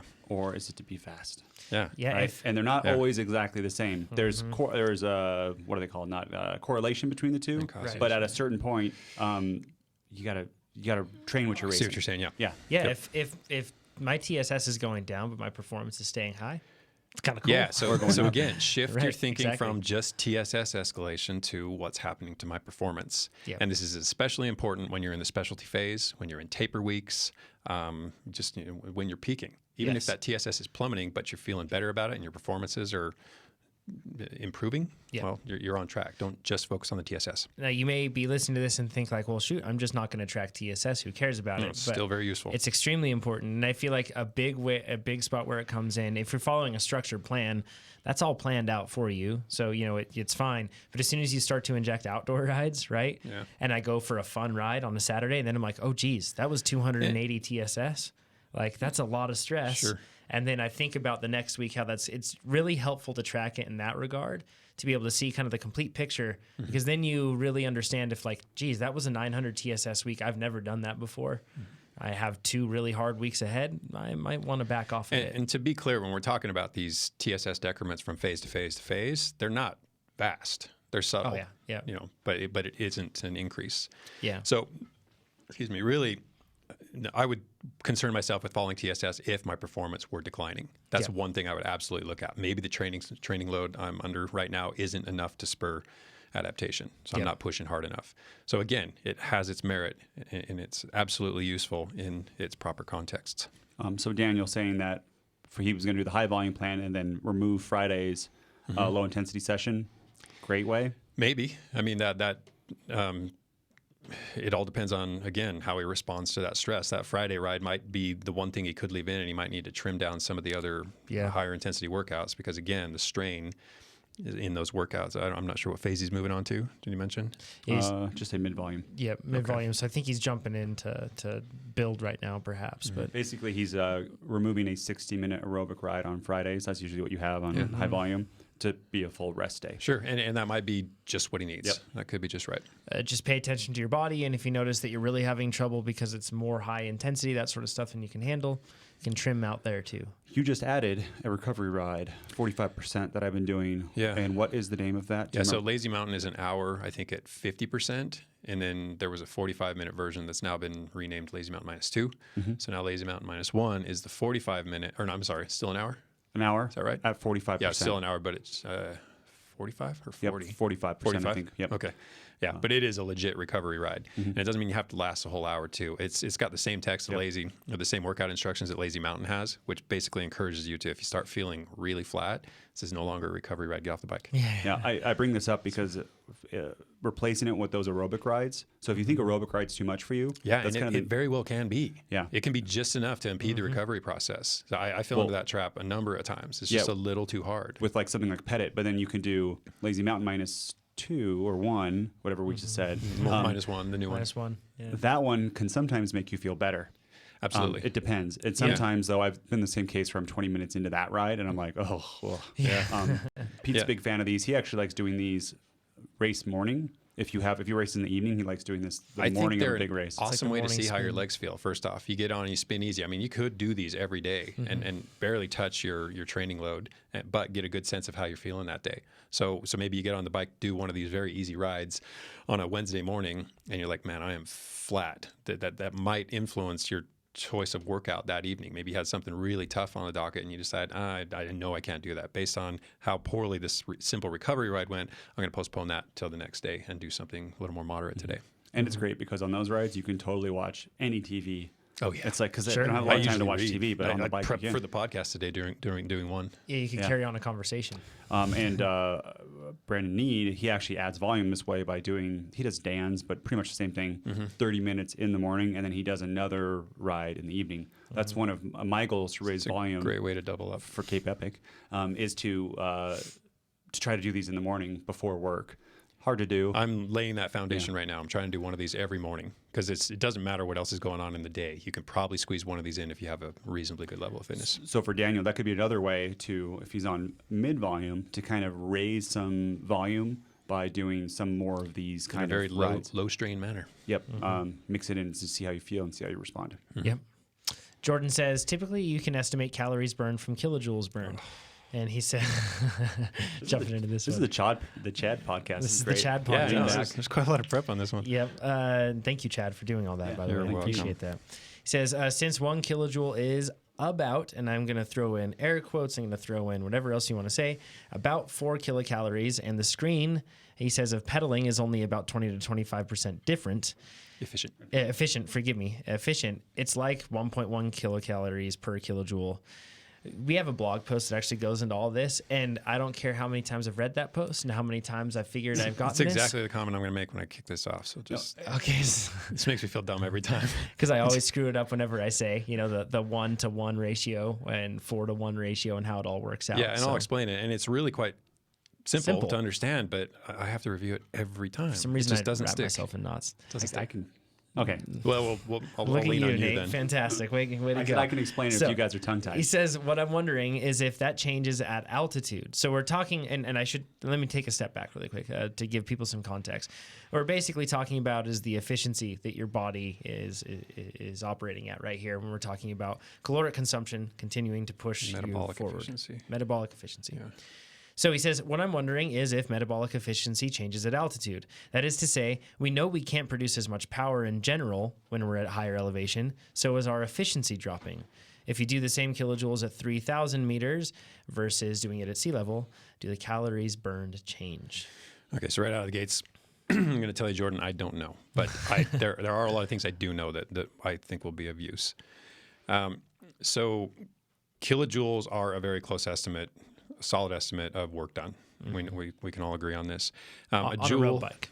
We're talking about, on a bicycle, doing that sort of thing. Yeah. Power in the pedals. In general, yeah, exactly right. Power in the pedals. Power-based training. You got it. So joule is a measure of energy, and it is a 1 watt for 1 second, or a watt is 1 joule for 1 second.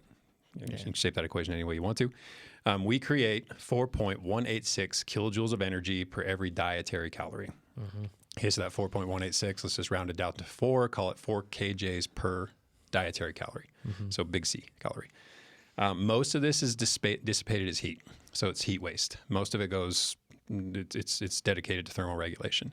A small portion of it is actually converted to mechanical energy. That's what drives the pedals. And when I say a small portion, we're talking gross metabolic efficiency. So if you think of gross mechanical efficiency, relate it to metabolic efficiency, how well we convert our energy or our food to energy, is along the lines of 19 to 27%. So we typically pin it at 25% or so for easy math. Even easier math, call it 23.9.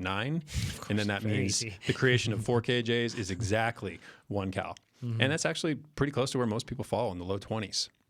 And across top performing athletes too. And we decided on this one because it's easy. I think Garmin does the same thing. Strava does the same thing. We don't know your exact efficiency. So I don't want to have a field where you can type it into the software because you don't know either. It's overly complex, and change. 2 people understand it. It can change too. And while you're, it's not, these are all just rough things that you could use in comparison to other workouts you've done? Because to Jonathan's point, he's going to say mountain biking totally different. Oh, yeah. Road bike, I bet if you're in the drops, it's going to be different than you're on the tops. Cyclocross. Yeah, you don't know your basal Triathlon metabolic. too, like your position on the bike. Oh yeah, Right, everything. Just So- getting out of the saddle versus remaining seated. Yep. So basically, it's a 1-to-1. Exactly. So that's what we do, Yep. and it's nice and simple, and it's easy, and you can always just look at your bike computer and look at the kilojoules and be like, oh, that's And how it's many going to be calories I have. close enough for everything we use kilojoules and calories for. Yeah, it's fair to say for sure. Okay, so in terms of what happens at elevation, though, that's what I really don't know. It's I don't imagine the efficiency changes. I mean, I know power output is absolutely limited because the air density is lower, so per volume of air you're getting less oxygen in the system, which as you acclimatize to the altitude, that shifts and comes back in line with what you could do at lower elevations. But Yeah, I'm not sure if that affects metabolic efficiency. I don't know why it would. So this is beyond me. If anybody does know, feel free to chime in, and we would love to learn from you. But I don't know. And if it does, I can't imagine it's. I mean, to change efficiency can take years and years and years, and it's argued that it even happens then. It Right. doesn't change efficiency, but if I am doing an hour all out at sea level and an hour all out at 9,000 feet, I'm going to burn less calories in that hour at 9,000 feet just because I'm limited Your work by capacity oxygen. is limited. Yeah. Exactly. So Yep. that's one thing to think about. Yeah, I feel like you could probably test this, but you need a whole lot going on. You need Well, like I did test it at Leadville. Like you can just see it go. No, not that. I'm just saying, like, you could test if efficiency actually changes, metabolic efficiency. You'd have to have like a room that's pressurized. You'd have to be able to measure the heat change. Yeah, so everything. maybe it's been done. I couldn't find anything. I dug around for a while. It'd be a pretty Some say it's involved not out test there. for sure. Yeah. What about elevation increases for resting metabolic Yeah, rate? so and that happens. I mean, the body's under a certain level of stress, so your basal rate will hike up a bit, and there is some opportunity for, I suppose, weight loss in that case, but it's not too substantial. I don't even remember what the figures were, but they're not impressive. It's not like you can go to 9,000 feet and just do everything you normally do and Lose just 20 shed the fat. Yeah. That's not how it goes. But you do burn a little more calories when you go up to elevation because Yes. your body is prepping or is trying to repair it or ready to prep itself responding to a stressor. to being at elevation. Exactly right. Feels the stress and it's working overtime to get ready for it. So yeah, I guess that the ratio stays the same, so to speak, or whatever your efficiency Well, is. we think. Yeah, we think. But what we do know is that you will work harder, or you won't be as able to be perform limited. quite as high. Yeah. When you're at higher Yeah, elevation which is like why athletes train high and live high, train low. Yeah. So you want to train in the presence of a lot of oxygen so you can do a lot of work, so you can spur that adaptation. Then you want to go reside at higher elevation so you get that bump in EPO and red blood cells and all the things that come with altitude acclimatization. Exactly right. Ready to move on to the last question here? Indeed. And then if you're joining us live, stay with us on Facebook and YouTube, and we'll answer the questions you've been submitting after this one. But this is from Preston. He says, "Hello, Trainer Road. Love your podcast so much. It keeps me entertained all the time whenever or wherever I am at. Also, love the YouTube channel as well, and keep up the good work." We have a lot of videos coming through soon, don't we, Nate? I think we're so behind. I think we're going to do the analysis of like 6 of them today. Yeah. So Big two- day. And yeah. drop all at once? No, no. we'll space them out. They'll be trickled. Yeah, they'll be trickled. So, and then I have 2 of them that we did this weekend too. And I have 5. It's a lot. Okay, so he says, my questions are, number 1, and these are kind of some fun ones that we can jive on here. He says, what are some tricks and tips of racing out of state, and how to be confident while racing out of state or with a field that you are not used to? I personally think it's a big advantage when people don't know who you are. Well, yes, So I guess racing out can of be. state is Can a be. good thing. but flip the tables. When you don't know who anybody else is, that can be kind of complex, right? Yeah. Okay.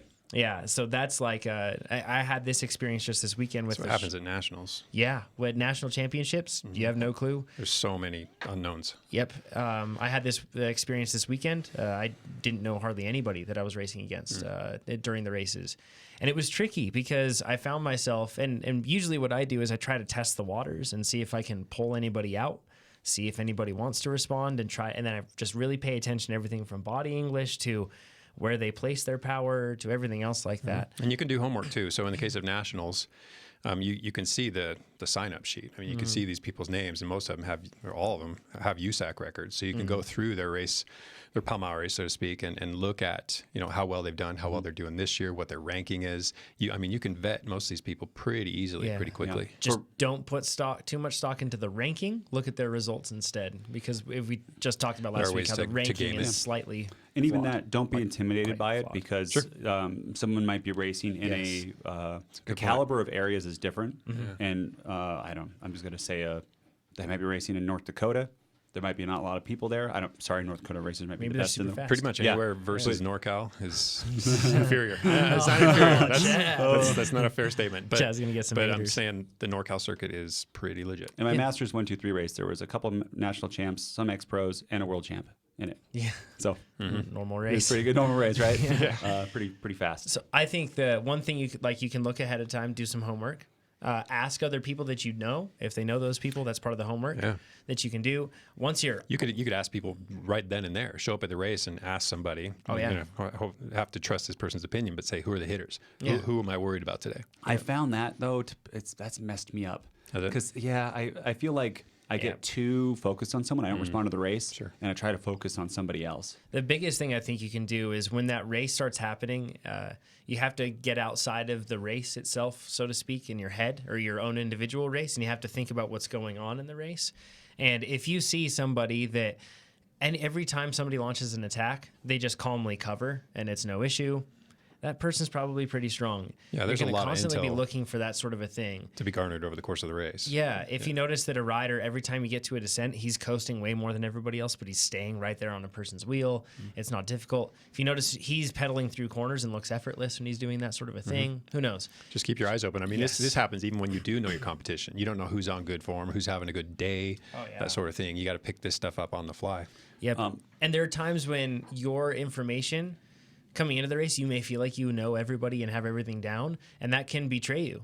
Like a good example of this was Sea Otter. Brian Gordon, a friend of mine he's a very fast racer, but he's been out with like many broken bones in his arms and appendages for a very long time. And he showed up at Sea Otter, and I was kind of like, yeah, he's probably going to be just holding on to the very back of the pack.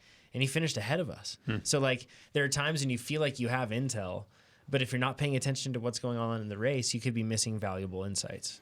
So if you're out of state, you don't know anyone, and it's going to be different recommendation. I'm talking about road racing here for different categories, at least in my experience with categories. If it's a P1-2 or 1-2-3 race where there are teams, what I think you need to do is just look at the jerseys that attack and make sure you're in a breakaway if it's got a lot of the jerseys of the teams. Yep. If you're not in that breakaway, it's almost the race is over. You need to get in that breakaway. Yeah, exactly, right? It's really, really hard. And we say this because if you get in a breakaway, and let's say 4 of the 5 teams, or maybe all of the teams are represented, none of those teams are going to chase at the higher levels. The lower levels, who knows? Every man for himself. It's a crapshoot. You never know. Yeah, it's different. But at the higher levels, they won't chase. So really now, you've now made the race, instead of 1 against 50, it's 1 against 6. Yeah. And the other part, this happened to me in the 1-2-3 race. The people in the break didn't know me or whatever, but I was just so dead. I wish I wasn't dead, because they told me afterwards, looking to beat each other. So if a bunch of people have been racing for a long time and they don't know who you are, but they know each other, usually they're looking to beat each other. And if you can act a little tired, in this race I really was tired. I told them I couldn't pull through, but if you can act a little tired, I don't like lying. I think that's, I don't want to say I'm not going to challenge and then challenge. Yep. That's unethical. That's underhanded. Shaking your head a little bit and breathing hard, that's perfectly fine. You can ham it up a bit. Nothing Sure. wrong with Yeah, exactly. Just don't lie. I completely agree with that. Yeah, don't lie. Don't be like, I'm not going to contest and then contest. Yeah. I hate that. Cool. But that's another thing. It's like another advantage is you can get the jump on them at the end. Right, if they're looking at each other because they don't know who you are and they're concerned about the other people. On the opposite side, if you're showing that you're just this amazing racer, you start the brake, you pull the brake, they're all going to be like extra focused on you. Exactly. So I think the best tip is to kind of use the other teams to your advantage. Yeah. On the flip side of that, I guess to be that guy, to try to be the athlete that's not recognized, I recommend not being 6'6" and not having a podcast and wearing a Trainer Road kit. YouTube channel, Because you stand out, that's for sure. at Nate races. talked about wearing a different kit so he could blend in. Yeah, we're like, that ain't gonna work. I'm gonna do that. You And can then wear go to whatever kit you want. I'm gonna go to a different area though. Yeah. And do it. So next one, number 2. How do you race a stage race if you're the only guy on your team? And he says he's in Cat 2. Do you team up with another team, or everyone is an enemy, especially when you go in with a target such as GC or a specific jersey? That's probably in my race? central criticism with Cat 2 racing is that there's so many free agents. Mm-hmm. I mean, even if they have teammates, they don't seem to race together. I think, Yeah. I don't know, Cat 2 racing is its own animal also. Yeah, it's kind of complex, right? So if you are solo and you have a bunch of teams, I think that the last thing you want to do is somehow form some sort of like a commitment or allegiance with a certain team. You should be a true free agent, and that should flow and ebb and flow. And if you look at the good, like for example, Mathieu van der Poel, he's insanely fast. I get it. Yeah, he's exceptional. But if you look at him in a race, he does not stick behind a specific team. Now, if he floats and moves around. Sagan's really good at doing this. Van Avermaet's really good at doing this. You'll see that sort of a thing. They're also very strong riders. So remove that example and think about a rider locally that doesn't have a team, and you'll see him work off of other riders, move on to a few others. In other words, he isn't stuck. Because I think that the worst thing you could do is show up to the race, talk to Team X, and beforehand and be like, yeah, I'm going to ride with you guys. I'm going to join with you guys. Yeah. Don't even worry about that. Once you start racing, you're going to work in and kind of fall in with. We've tried that a number of times. People say they're going to race, I'm here solo, so I'm going to help you guys. And it never really pans out that way. No. Either maybe they're not useful, or they just have good fitness and they decide, oh, forget you guys, I'm actually having a good race. All bets are off. There are cycling memes about this, about teammates and their commitment. There's a big... they're actually all on the same team. Exactly, yeah. This last weekend, I made mistakes of having this exact conversation with people, and then... You're like, we're going to work together at the end of the race. we got to get in the second to last corn first, and they're like, we'll do it. Doesn't happen. I follow their wheel. It doesn't happen. And then I'm out of position, and they're not my teammate. And I'm not used to it. You don't know them before. You had to be committed to doing the right thing instead of committed to the riders.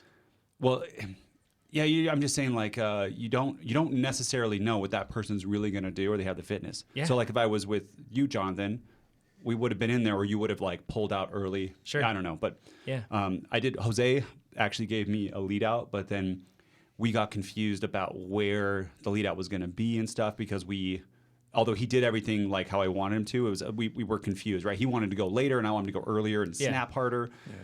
We hadn't ridden together. So when you do these things like on the road, it can be, it's not like a real teammate. Yeah. You don't know what they're going to do exactly. So that's the experience. That's what I'm getting at with, you need to be committed to doing the right thing to win, not committed to sticking with a specific rider or team. Yes. That's what I'm saying. Yeah, yes. Like you just have to keep your focus on the win, and that's what you're going for, right? Yeah. So I wouldn't ever team up with anybody. It just never seems to pan out. It never works. It doesn't. Mm-hmm. Yeah. A bad team is worse than no team in many cases. Like you need to have a team that's really well drilled and working together for it to actually work effectively. Now there is the small in the breakaway. Hey, let's pull this guy out. That happens quickly, and then it stops happening. But I feel like in Cat 3 and even Cat 2 racing, a lot of the time I see teams chasing down their riders in breakaways. Yeah, so those on the road alliances form out of necessity. I mean, they make sense in the moment. You don't pre-plan those. Yeah. No, not at all.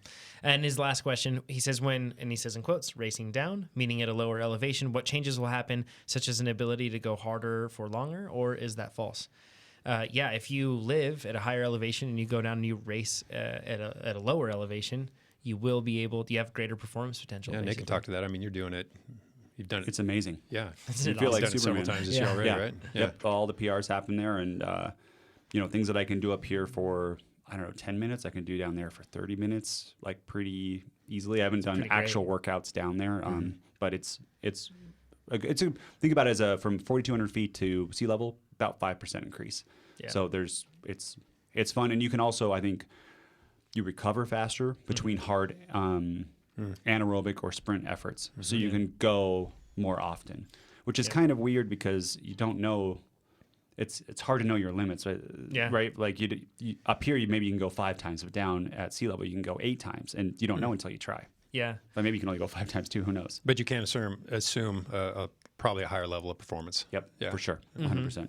Yep, absolutely. We've talked in previous episodes about how much or where you can expect that elevation difference to be, or I should say the impact of elevation on your performance or on your FTP, your ability to perform whatever you may say there. But so we'll put that in forum.trainerroad.com. We'll link to that chart so then you can see Perry that. and Bassett. Yes, and it's a suggestion. We've all noticed that it varies slightly. Like for me, when I go down to sea level, it's actually closer to 5-6% rather than 4 or 5%. You'll notice that it varies for you. With that, let's get into some of the live stream questions. Nate, I see that you're already over on Facebook. Yep. Here's one from Brandon. All right, Nate, I'm having my tonsils out on the 20th. I know it will take a few weeks to get back to full training, but up until then, should I treat my remaining time as a training camp, or is it too risky to come into the surgery full of physical stress? It's a good question for your doctor. But but stand aside. No, I mean, it's my experience. Brandon, okay, it was so painful, and it took me, I think I wasn't back to work for 3 weeks or maybe a month. It was rough for you. Like I was in bed trying to work. It was rough. like full training in a couple of weeks. Oh no. This was I would say it would take me 2 to 3 months to get back to where I was before. Pretty rough. So just know that. Sorry. But it's awesome afterwards. You don't have tonsils. Dave says, Lightweight. Yeah, that's true. Watt kg going up there. Whole lot. He says, can I modify the order that I do the workouts in a plan during a week? And he says on a week-by-week basis based on my other commitments. Yeah, absolutely. Absolutely. Yeah. So this is especially prevalent in the tri plans. I mean, when you're trying to balance 3 different disciplines, figure out how to be fresh for the hardest days and just what your work schedule will allow, your family schedule, but absolutely flexible. I mean, you got to be able to move stuff around. And of course, you always want to pay attention to how well the workouts are going when you do move them around. I mean, if you're stacking 2 hard days together, or if you're following a hard day with maybe too hard of a lighter workout, et cetera, there are some things you'll have to figure out, but you'll probably land on a particular pattern that works for you. Yep, absolutely. And that's entirely up to you. I mean, the plan, they're laid out in a particular way for reasons, but that doesn't mean you can't derive plenty of training benefit when you move them around. Absolutely. And with that too, when you select a training plan on Trainer Road and you put it on your calendar, you can specify which days you can train, and then you can move the workouts because they typically follow an order, like a pattern, so to speak. Yeah. So you can move those harder days Weekly to pattern. certain points, or the easier days to certain days. You can switch all that around, and then it just automatically populates. And then if you need to change it on a given week, you just drag and drop it. So it's really easy to do. Okay, this one says, for a race like Leadville, how do you identify what power targets for the hills and flat sections? Is the duration of the climbs a consideration? Yeah, absolutely. Oh, yeah. And it says, how does coasting factor in? So the tough thing about using something like Best Bike Split in this case is that you're dealing with mountain biking, and you're also dealing with a 10, possibly more than a 10-hour race. And we've talked to Ryan Cooper before, and he's like, yeah, it really isn't designed to work within those contexts. That said, what it can do is it can give you kind of like a proportional, I guess, example of how your power will fluctuate in different portions of the course. It may not give you the exact power targets you need to do, but it can kind of give you an idea. So that's one thing you can do, but kind of keep the grain of salt handy. But the big thing is for something like Leadville, Nate, do you remember what your power was at Leadville? 220 maybe? So as a percentage of FTP. And your FTP was what, 330? Yeah. So that shows like, and granted you're at 10,000 feet too. So, your performance so your potential FTP is at pretty 10,000 low. feet wasn't 330. Yeah. But 200, you think when you hear that, you're like, oh, if he has a 330 FTP, that sounds really low. Well, Leadville is that long, it's that hard, and it's that high. So you have to go pretty darn low. In terms of coasting, and I honestly, with Leadville, probably the best way to do it is to keep power consistent and try to just not spike, I would say, right? That's a good thing for pacing. What I did is I did the tables, reduced my FTP based on whatever the worst case was for elevation, and then I did on the climbs, I'm going to do sweet spot, and then other than that, it was going to be like, it was something like 180 watts or something. Aerobic Everywhere else, like territory. Yeah, very, very easy. Yeah. That's what about coasting? I mean, do you There's think really that no, it's- besides just descending, coming there's down no coasting. other than coming down Columbine and then in a couple spots on descent, so you Yeah, might coast a sugar bit. loaf, and I mean, you're descending. Yeah. You're not really ever coasting. Yeah. When you're and coasting is good to be able to save up some energy for sure, but on this sort of course, like you also just want to keep the speed up. Hopefully just don't do it at the cost of all the performance potential down the road, though. Okay, this may be a question that we need to cover on a next episode. Forgive me. He says, any concern eating so close to bed in terms of how that affects HGH levels while sleeping, or are you less concerned with recovery and repair and more concerned with optimum fueling? So I guess he's talking about the trade-off between I need to fuel for the next day because I have a big workout race, something like that. But does that adversely affect HGH levels? Yeah, this would be a good topic to actually dig into. I do know that you can, a lot of athletes, especially strength athletes, are big on supplementing protein just prior to bed, carbohydrate, and then kicking off the whole digestive string of activities is probably not the best thing for a body that needs to, or that is going to rest. So it could postpone your, can't think of the right term, but when you fall asleep, it could affect the quality of your sleep, maybe the quality of digestion for that matter. I don't know, but this is something worth digging into a bit more. Cool. Yeah, we can dig into that. Somebody says the camera work has taken a step up. Thank you for that feedback. It takes People like your beard. Whole lot of work. Yeah. The beard's a big hit right now. Somebody says, I was breaking a lot of chains. My mechanic put me on Campy chains. His research said the tandem riders were having good luck with them. Anecdotal, of course, but chain life and brakes got better in this case. So I guess tandems would put a lot of strain on the chain. That makes sense, yeah. The long chain. Campy chains are interchangeable with Shimano SRAM? I don't know.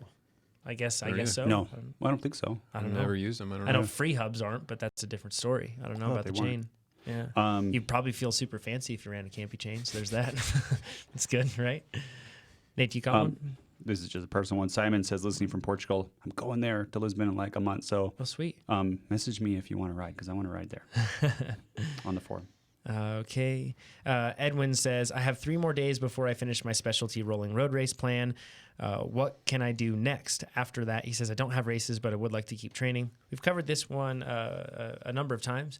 But at this point, if you don't have any races, Edwin, we usually, it depends. Like if you want your fitness to stay high, then I'd recommend going back to a build plan.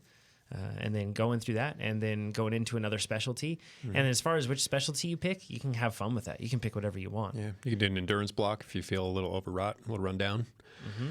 You can, he says he's not racing? Yeah, no races coming up. Yeah, if for whatever reason you want to maintain your peak fitness, you can just lapse into the peak trajectory where you repeat weeks 7 and 8 or use those 2 weeks. Yeah. At some point, that'll have a point of diminishing returns. Yeah, you can't sustain a peak for very long, forever. I mean, but... Yeah. You can hang on to it. Color asks, I know you're able to upload rides to Train Road, but we'd be able to upload swims and runs in the future so that us triathletes don't have to input workouts manually. Yes, we're actually backfilling those right now, but there's no promise because you have to build the whole front end of it. And it's going to, because of API limits, it takes us a very, very long time to backfill everyone's runs and swims. Somebody says, what are your technology setups? I assume for all 3 of us. For example, during an indoor ride, do you have a power meter and an iPad? And do you use something like, and then which trainer do you have? That sort of thing. And then outdoor as well. I am so for outside riding, I'm on Quarks on all of my bikes right now. And I use my Forerunner 935, my watch, for recording everything beside when I ride my Venge. And when I ride my Venge, I have an Edge 820, I think. And that's what I use. And sometimes I use a heart rate strap because all of you on Strava yell at me because I don't. Even though I don't really good care information. about it. Collect it. I've got an Edge 1030, and then I've got a SRM on my mountain bike. On my cross bike, I've got 4 eyes. On my road bike, I'm just switching to specialized power meter because I'm going DI2 from SRAM Access. So I think that's 4 eyes also. Yeah. And then you haven't had good luck with Access, huh? It's been frustrating. It's in my brain. I don't know. I can't say anything. It's not definitive, so I don't want to say anything about that. But and then I have an iPad, although right now I'm using the Mac every time because we have an updated desktop app coming out very, very soon. And if you want to have early access to that, go to forum.trainer.com. There's not a post about it yet, but there's just a few things we have to finish, and that'll be out soon. And then I use a H2 hammer, or H2 is the hammer, Cyclops trainer. Yep. Indoors, I use the Elite Quick Motion rollers and just my power meter. There's no erg. I just shift and change cadence. And then I usually use my iPhone. And I have a case that KOM Cycling makes like a little Garmin mount that you stick on with adhesive onto the back of a phone case. And I use that, and I just get a really cheap, like $5 phone case off of Amazon. And that's what I twist lock into my Garmin mount when I train inside. And I usually use the iPhone app unless we're doing testing. Chad, you? Tons of overlap with these guys. Outside it's Edge 1030, and then whatever power meters on whatever bike I'm riding. They all have something, whether it's a cork, stages, rotor on the TT bike, whatever. There's something. Indoors, I'm either on a kicker or a hammer, and I usually use my iPhone in just one of the cradles Jonathan just described. But since we are testing this Mac app or a Mac application on the laptop or desktop laptop, I'm using that right now. On the line of tech, can I talk about something tech really quick? Yes. Quick? Yeah, you have to ask me. No, it's not Let's about do the it. app. Yeah. Eagle Axis. I got that just before the race because there's no time like testing a brand new drivetrain like a race, right? But it works very well. I'd say it works better than my experience with the Road ETAP has been less than stellar. Even yesterday during our sprints, there were 3 sprints out of them where it just never shifted. I was hitting the buttons and I could hear it trying to shift, but just you never know when it's actually going to grab that gear. And that's my big complaint with it. This is why I don't like electronic. Yeah. Well, not- like not as DI2 reliable. is perfect. Like it seems like it just works every time, but this one not so much. It's fancy, So- but I like. Yeah. Axis, on the other hand, feels instant. Like when you click that shifter, it happens. But the 2 problems, or it's just the shifter that I have problems with. The ergos are super weird. So whatever setup you have with mountain bike levers, a lot of the time it's dependent on the position of your brake lever. And they've got these weird little things that can relocate it to the left or to the right. And then the shifter has 2 positions. I still can't get a good ergonomic position for my hand. So I'm going to have to go back and get a separate clamp for the shifter and mount it inside. And then hopefully that works out. But I still don't know if that's going to work. So they need to fix the ergos on the shifter. And the other thing they absolutely need to fix is that shifter has such a light throw. It's like a toggle switch. And I could say the same thing about the road shifters. Like DI2 feels positive, like more of a click. This one feels like you just move your thumb up and it kind of clicks. But when you're descending into like a bumpy corner, you have no clue if you've shifted 12 times or once. And you'll hear in this video that you see where Keegan analyzed a short track, I was coming out of a 180 turn where we bled a ton of speed, and I was shifted down way too many times every time, but I had no clue if I was shifting or not. I couldn't tell. So then I'd go into that turn and I'd be spinning way too quick, and I'd have to grab a bunch of gears, and it would like 4 bike lengths would open up every time.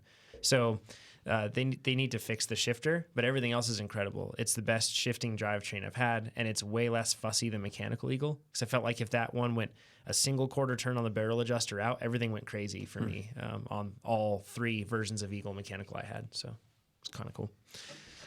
Okay. Any others? Jeff? Yeah, I have a super short legs, 30-inch inseam, but I'm 5'11". Would it make sense to look into 165 millimeter cranks? This is kind of the thought of I'm shorter, so I should have shorter cranks. What are you guys' thoughts on this? Alan Lim. No, not Alan Lim. Hunter Allen? No. Some Zinn, guy? Leonard Zinn. Leonard Zinn. He makes probably the strongest argument for fitting your crank size to your body dimensions. Yeah.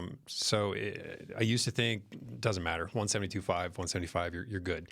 But I've been reading some of his stuff recently, and it does sound like there might be something to it. So I think it's worth considering. I know that this is an extreme example, but like with my toddler, he's riding a pedal bike now, and the crank arms are way too long. Like, I don't know what they were thinking giving kids crank arms this long, for their height. But when you get into adults, I don't know. I'm honestly on a mountain bike, I'd go to 165s if I could. I would go short just because I don't want to have pedal strikes. And I figure my body's going to figure out how to pedal 165s just like it pedals 170. I might have a short adjustment period, but I think it'll work. I don't know. Crank length is something we've talked about before on the podcast. There's no true conclusive decision that this is the best crank length. And in many cases, what you see is that a person switches, they have this adjustment period where they either experience like a honeymoon phase or the opposite of that, and then everything normalizes again.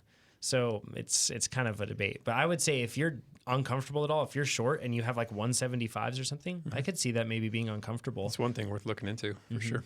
Yeah. Yuri asked a question, and I want to talk about Yuri first because he was at Golden State, and Yuri and his team, Penvelo. I forgot. Sorry, Penvelo. Yeah. Totally countered me in a way of it's good, and people should hear about this. And even though it's a way to beat me, it's okay. I don't have much of a snap, but he probably knows that. And he would follow my wheel so that when I would try to do the acceleration from the back, he just gets brought with me the whole time with his guy. It happened like 3 times. I look back, it's me and him, or me and him and his teammate, and we have a gap. We never got that organized into a break, but very good strategy to do that. And people do that to Pete at the crits here too, because they know he does the same thing. So He's marked always. yeah, but the way I started to do this in the last race, and he saw me do this, is the mutual assured destruction. I just was like, well, I'm just gonna drop back, and I'm gonna do the next race too. So if I get dropped from this, Yeah. it's you know what I mean. Like you just keep floating back until they either lose the race with you or they have to then cover the move to do that. So that's a good way you can do it against it.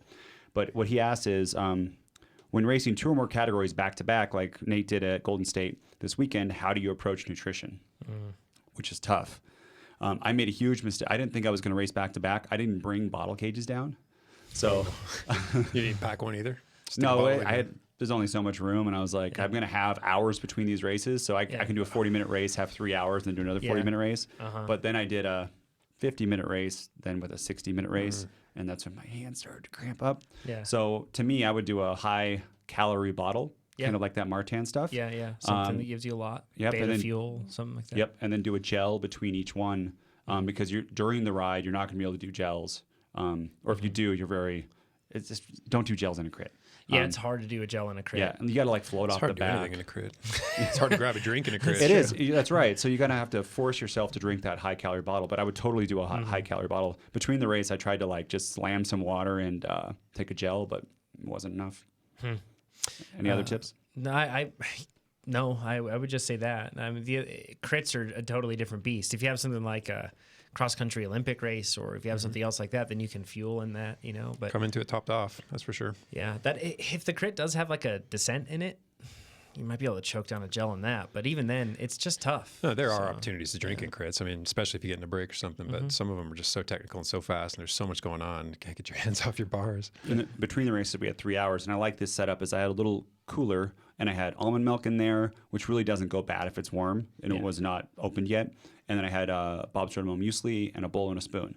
So I ate 1,000 calories of muesli in between. Very high carb. There's some nuts in it, but I didn't have to go leave and go find whatever was close restaurant. by. It's really complex. reduced the stress, and it was super easy to make and didn't make a mess.